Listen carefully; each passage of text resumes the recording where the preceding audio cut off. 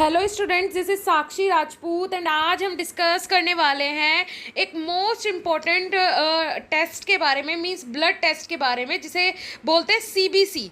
Common test के अंदर ये आता है, means what is a complete blood count. Complete blood count क्या होता है, या फिर टोटल ब्लड काउंट आप इसे बोल सकते हैं, जिसमें ब्लड के बहुत सारे मींस बहुत सारे कंपोनेंट्स के इसमें रिजल्ट आ जाते हैं कि कौन सा कंपोनेंट या फिर कौन सी सेल्स कितनी मात्रा में आपकी बॉडी के अंदर प्रेजेंट है।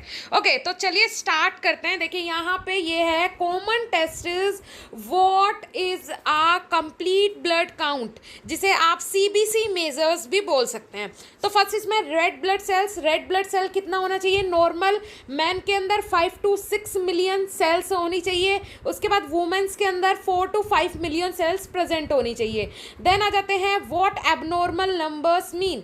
अगर ये एबनॉर्मल हो जाता है, ये कंडीशन एबनॉर्मल हो जाती है, तो क्या होता है? अनीमिया की प्रॉब्लम हो सकती है, डिहाइड्रेशन की प्रॉब्लम हो सकती है, और ब्लीडिंग की प्रॉब्लम के कारण ये जो रेड ब्लड सेल्स है ये कम हो जाती हैं। उसके बाद आ जाते हैं नेक्स्ट है white blood cells. What is normal? Normal range क्या होती है वाइट ब्लड सेल की? आपकी 4500 से लेके 10,000 तक रेंज होती है वाइट ब्लड सेल की, WBC की। उसके बाद what do abnormal number mean? अगर ये एबनॉर्मल हो जाती है तो क्या हो सकता है? कोई किसी भी प्रकार का इन्फेक्शन अगर बॉडी में है तो उसमें भी वाइट ब्लड सेल्स कम हो जाती है, क्योंकि ये इम्यून सिस्टम है आपकी बॉडी का। ब्लड कैंसर हो सकता है, इम्यून सिस्टम से रिलेटेड कोई भी प्रॉब्लम हो सकती है। देन है आपका प्लेटलेट्स। प्लेटलेट्स का जो नॉर्मल अमाउंट होता है कितना होता है? 1,40,000 से लेके 4,50,000 तक होता है। 1,40,000 से लेके 4,50,000 तक होती हैं सेल्स, जो प्लेटलेट्स के का अमाउंट है, क्वांटिटी है आपकी बॉडी के अंदर। What do abnormal number mean? अगर एबनॉर्मल हो जाती है कंडीशन तो क्या हो सकता है? ब्लीडिंग हो सकती है, ब्लड क्लोटिंग के कारण, क्लोटिंग डिसऑर्डर्स के कारण ये हो सकता है प्लेटलेट्स की संख्या जो कम हो जाती है। इसमें एक मेन जो अभी चल रहा है वो है टाइफाइड। टाइफाइड का फीवर होने के बाद कोविड के कंडीशन देखने को मिल रही है। उसके बाद है हीमोग्लोबिन। नॉर्मल रेंज क्या होनी चाहिए? मेंस के अंदर 14 से 17 ग्राम पर डेसीलीटर एंड वुमेन के अंदर 12 to 15 ग्राम पर decilitre. What do abnormal number mean? अगर ये एबनॉर्मल हो जाता है तो क्या इसका मतलब होता है? या तो अनीमिया की कंडीशन में एबनॉर्मल होता है ये, या फिर ब्लड से रिलेटेड दूसरे डिसऑर्डर्स, दूसरी डिसीज के कारण भी एबनॉर्मल हो जाता है। नेक्स्ट अगर मैं बात करूं, यहाँ पे दिया हुआ है हिमेटोक्राइट। हिमेटोक्राइट क्या होता है? What is normal? Normal range जो मेंस के अंदर होती है वो 41% से 50% तक होता है, वुमेन्स के अंदर 36% से 44% तक होता है। What abnormal number means? अगर ये एबनॉर्मल हो जाता है, इसकी कंडीशन हिमेटोक्राइट की बॉडी के अंदर, तो क्या हो सकती है प्रॉब्लम? डिहाइड्रेशन के कारण हो सकता है, और कम होने के कारण डिहाइड्रेशन हो सकता है। इफ़ टू मच अनीमिया, अगर बहुत ज़्यादा अनीमिया की कंडीशन ज़्यादा हो रही है, सिम्टम्स ज़्यादा है, प्रॉब्लम ज़्यादा हो रही है अनीमिया की, तो इसके कारण हिमेटोक्राइट की प्रॉब्लम हो सकती है।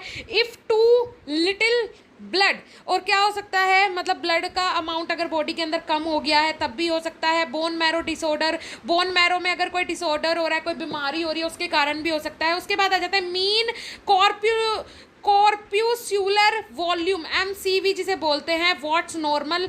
80 to 95 फेम्टोलीटर्स। फेम्टोलीटर जो ये यूनिट है, 1 लीटर के अंदर कितने फेम्टोलीटर प्रेजेंट होते हैं मैं आपको बता दूं, 1 करोड़ फेम्टोलीटर प्रेजेंट होते हैं 1 लीटर के अंदर। तो अब आप रेंज लगा सकते हैं। उसके बाद व्हाट एबनॉर्मल नंबर मीन? अगर ये एबनॉर्मल हो जाए तो क्या हो सकता है?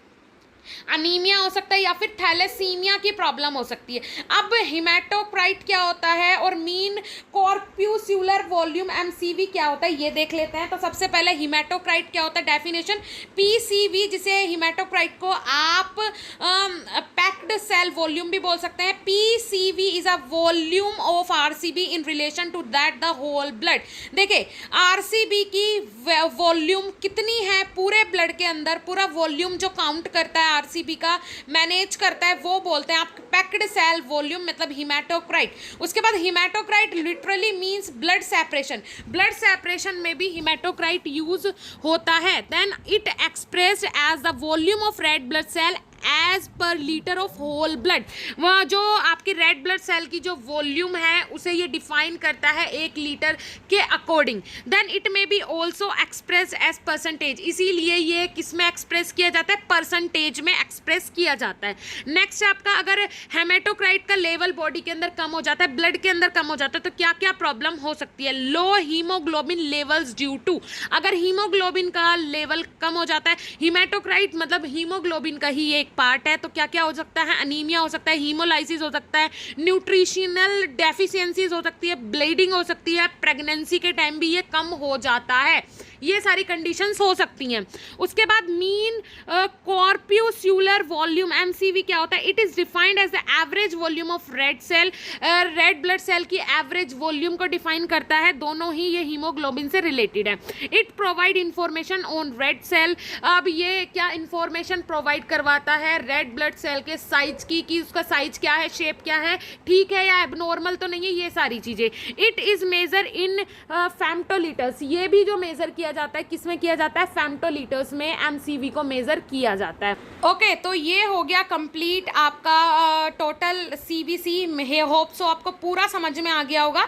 इसी तरीके से इंपॉर्टेंट जानकारी कोविड से रिलेटेड हम लाते रहेंगे। अगर आप ऐसे इंपॉर्टेंट जानकारी देखना चाहते हैं तो हमारे चैनल को सब्सक्राइब करें, वीडियो अच्छी लगी हो तो लाइक करें और कमेंट सेक्शन में कमेंट करना बिल्कुल ना भूलें कि वीडियो आपको कैसा लगा। Thank you so much.